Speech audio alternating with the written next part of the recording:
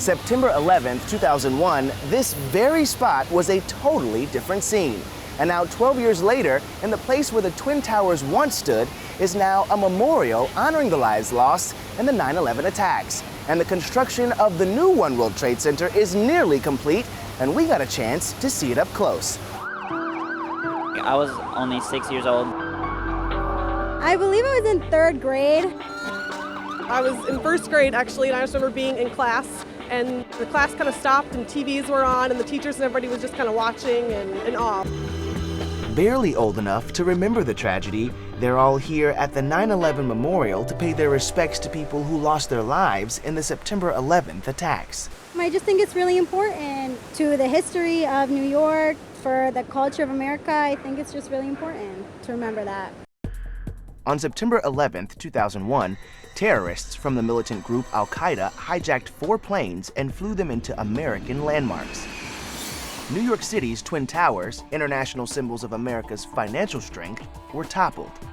The headquarters of the U.S. military in Washington, D.C., the Pentagon, was left burning. The 4th plane crashed in Pennsylvania after passengers tried to overpower the hijackers.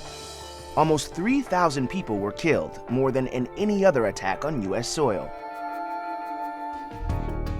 A memorial now stands at the site of the New York City attack, often called Ground Zero. Nearly 9 million people have visited since it opened in 2011. So these 2 pools are where the 2 Twin Towers stood. There are 30-foot waterfalls falling into those footprints, the largest man-made waterfalls in the country. 26,000 gallons of water circulate through the waterfalls every minute.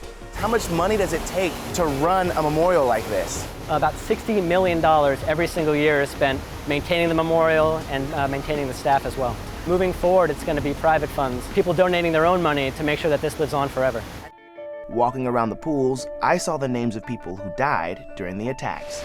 There are so many names. 441 first responders were killed in 9/11. These are people that rushed into the buildings to help those that were trapped and injured inside. These were people that were on Flight 175. This was the airplane that struck the South Tower. This is the South Pool that we're sitting next to right now. Another focal point on the Memorial Plaza is a tree that was recovered from Ground Zero. And we call it the survivor tree. It was almost completely destroyed. It was burned, it was charred, it was clinging to life. It was brought back to the site right before we opened in 2011. And you see people come to this tree maybe more than anywhere else on the plaza. It's a really special symbol for all of us. In a sense, we're all survivors. And a new symbol of survival at Ground Zero is this building, One World Trade Center. We wanted a look from the top. How high would you say we are right now? About 800, just about 800 feet, we reached the top of that building. 800 feet. You're about halfway there. The building is the tallest in the Western Hemisphere at 1,776 feet tall, 1776 being the year the Declaration of Independence was signed. The work of about 26,000 people is reflected in the building of the new tower. Oh my God. At the top of One World Trade is a view of New York unlike any other. Still afraid of heights. We headed to the spire of the building, which stands over 400 feet tall, completing that final stretch to reach 1,776 feet. It will have a beacon at the top that you could see for miles around. That beacon will send a message to the entire world that we're back, and we're back better than ever. The tower will include offices, restaurants, and an observation deck, and construction is expected to finish early next year. Many say it's a day they can't wait to see. It really was a hole, not just in the city, but in our hearts. We needed to rebuild, and we needed to send a message, and we needed to put a marker in the ground, and we've accomplished that.